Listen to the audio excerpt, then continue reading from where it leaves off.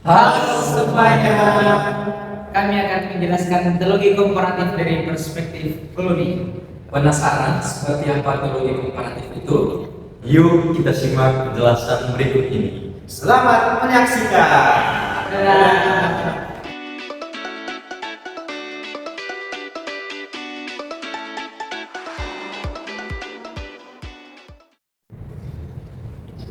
Teman-teman, untuk masuk dalam pemikiran teologi komparatif dari Francis Xavier Clooney, harus terlebih dahulu melihat biografi atau riwayat hidupnya.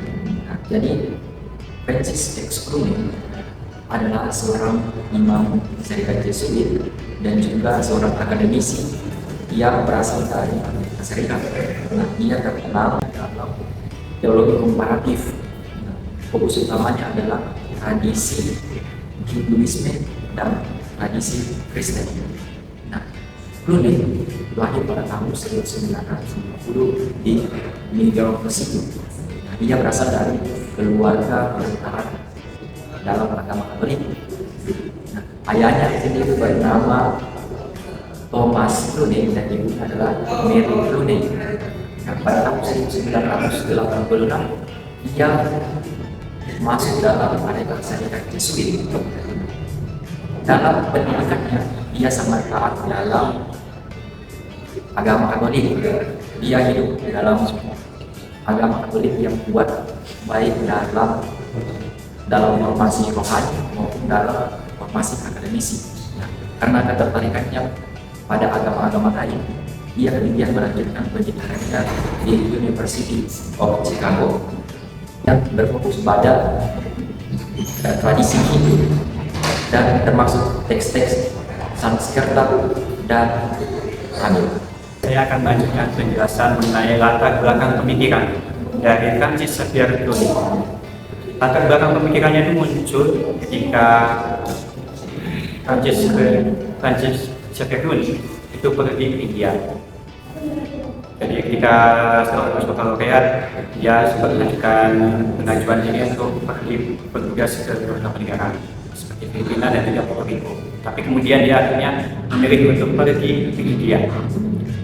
Motivasinya adalah karena dia melihat ada beberapa tokoh besar seperti Mother Teresa dan juga Mahatma Gandhi yang ada di sana.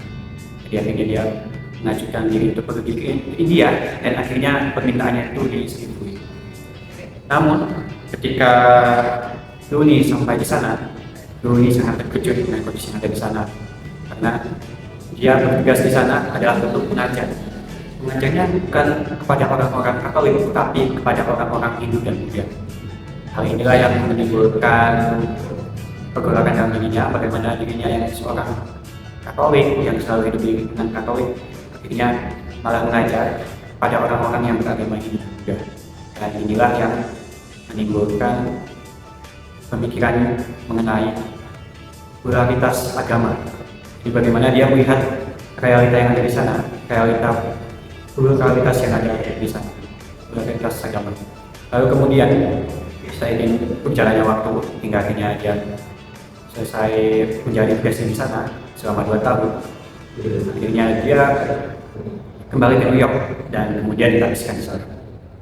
Lalu ketika setelah kehabisan dia diberikan pilihan untuk melanjutkan studi kemana, dan akhirnya dia memilih untuk melanjutkan studi untuk mempelajari Hinduisme dengan berfokus kepada mempelajari bahasa-bahasa Tamil dan juga bahasa Sanskerta. Dan itu menjadi bekal dia untuk mempelajari agama Hindu terutama.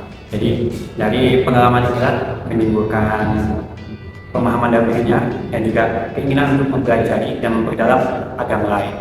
Sekaligus dirinya yang ingin mempelajari agama Hindu. Begitu latar belakang pemikirannya.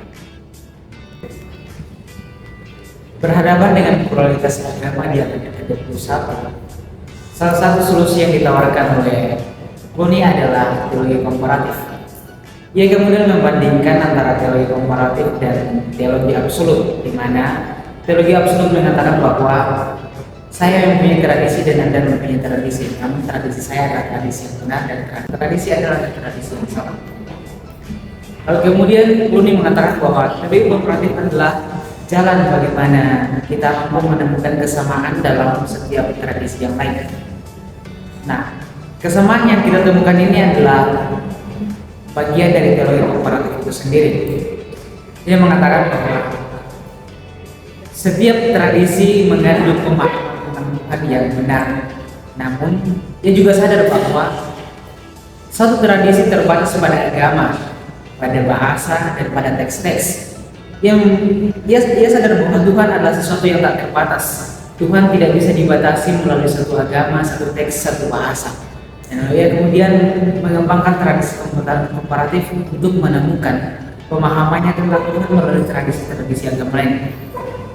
Ia membuat suatu pendasaran bahwa sebelum kita melakukan teologi komparatif, pertama-tama kita harus memiliki iman yang kuat. Artinya bagaimana kita mampu menjelaskan iman kita sendiri. Lalu kemudian kita berinteraksi dengan agama yang lain. Dalam artian bahwa ketika kita ingin berinteraksi dengan agama lain, kita akan memperoleh pemahaman yang baru dari sudut pandang agama kita sendiri melalui interaksi dengan agama yang lain. Satu hal yang penting yang perlu ditanamkan dalam teologi komparatif adalah bagaimana kita menanamkan sikap hormat kepada agama yang lain. Ia mengatakan bahwa ketika kita mengatakan sesuatu atau kita menulis sesuatu tentang agama lain, namun agama lain mengatakan bahwa itu sesuatu yang buruk, itu artinya bahwa kita belum berhasil dalam teologi komparatif.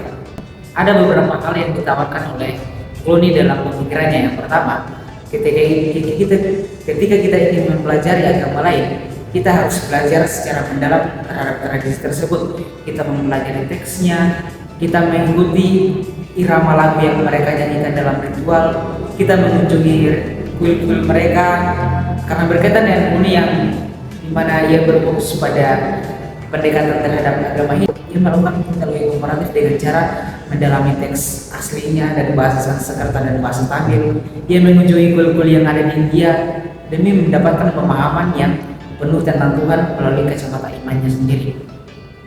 Mengatakan bahwa saya mampu menemukan Tuhan di atas agama, dan saya tetap menempatkan Kristus berada di garis depan, dan dialah yang menuntun saya. Ada beberapa buku yang sempat kami baca review melalui video YouTube yang menceritakan bagaimana ia sendiri berinteraksi dengan agama-agama lain, dan dia tetap berpegang teguh pada iman Katoliknya. Kita dapat memungkiri bahwa pendekatan teologi komparatif Francis Clooney ini juga tidak terlepas dari beragam penilaian kritis. Ada begitu banyak kelebihan dan kelemahan yang dapat kita utarakan untuk mengkritisi pandangan atau teologi komparatif ini. Pertama, dalam hal kelebihan, pendekatan teologi komparatif Clooney ini mampu memperluas pemahaman teologis kita melalui perspektif baru yang lahir atau yang muncul dari tradisi agama yang berbeda. Yang kedua, pendekatan teologi komparatif Clooney ini juga memungkinkan kita untuk tetap setia, untuk tetap berpegang teguh pada tradisi agama kita sendiri, sembari saat bersamaan kita mencoba mempelajari hal-hal kritis dari tradisi agama yang lain. Pendekatan teologi komparatif Francis Clooney juga membantu kita untuk mampu menghargai perbedaan yang ada di antara berbagai agama, keyakinan atau tradisi, sembari kita tetap bertahan pada keyakinan dasariah yang ada dalam tradisi kita sendiri. Oke, terlepas dari berbagai kelebihan tersebut, ada pula beberapa poin kelemahan yang dapat kami utarakan untuk mengkritisi teologi komparatif ini. Yang pertama, kami melihat bahwa teologi komparatif Francis Clooney ini cenderung menitik beratkan perhatiannya pada pembahasan tentang teks-teks suci, teks-teks kuno yang ada dalam tradisi agama yang berbeda. Misalnya, teks-teks kuno yang menggunakan bahasa Sanskerta dan bahasa Tamil. Yang kedua bahasa ini memang sangat sulit untuk dimengerti, oleh karena itu diperlukan kemampuan khusus untuk memahami. Dan kelemahan yang kedua, kami juga melihat di sini bahwa kelemahan dari teologi komparatif ini terletak pada persoalan tentang akuntabilitas. Di sini kita dapat bertanya, siapa yang berhak untuk melakukan penafsiran terhadap teks-teks suci atau teks-teks kuno yang ada dalam suatu tradisi tertentu, dan bagaimana dalam tanda petik seorang teolog dari luar dapat mempertanggungjawabkan penafsirannya di hadapan para penganut agama asli dari tradisi yang bersangkutan. Persis kedua poin inilah yang menjadi kelemahan, yang menjadi kritikan kami atas teologi komparatif Francis Clooney.